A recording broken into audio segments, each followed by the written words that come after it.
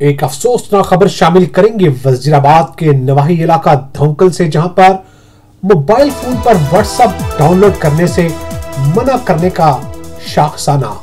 जवान सालह खातून ने जहरीली गोलियां खाकर जिंदगी का खात्मा कर दिया। वजीराबाद के नवाही इलाका धौंकल में लाहौर की रहायशी 28 साल इरम की शादी 52 साल محمد बूटा से हुई थी।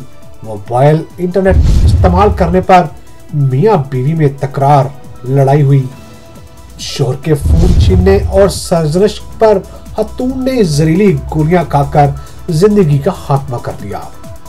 एक अहम खबर से आगाह कर रहे हैं कि मियां बीवी में लड़ाई सिर्फ और सिर्फ जो बताई जा रही है वो फोन पर व्हाट्सएप लोड करने की एक वजह बनी, जिसकी सर्जनश उसके मियां ने की और उसने अपनी जिंदगी को खत्म कर लिया।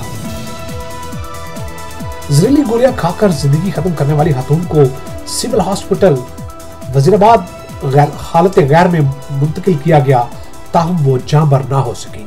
पुलिस थाना सदर ने मौका पर पहुंचकर मुकदमा दर्ज करके तफ्तीश का आगाज कर दिया है। ये खबर आपको दे रहे हैं मोबाइल फोन पर व्हाट्सएप ना करने की वजह से एक खातून ने अपनी जान ले ली।